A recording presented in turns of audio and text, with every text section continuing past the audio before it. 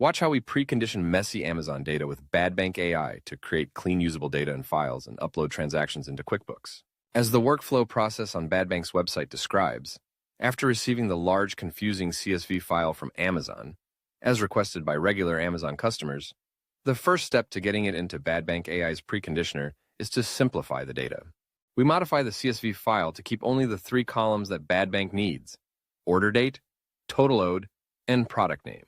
The second step is to add header information to the CSV file: a title, an account number, a beginning date, an ending date, a beginning balance of $0, and an ending balance.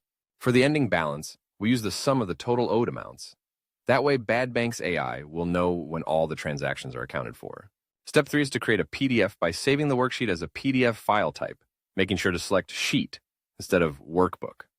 The final step is to upload the new PDF file into Badbank so that the AI can precondition the transaction data, clean it up, and create usable files, like QBO files, with that data.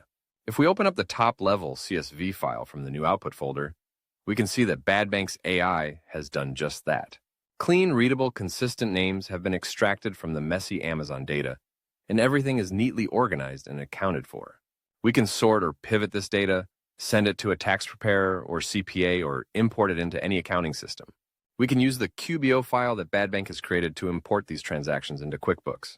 Your CPA may have another method for allocating these newly found expense details, but one way to do it is by setting up an Amazon clearing account, which is a current liabilities account, a credit card account to be specific.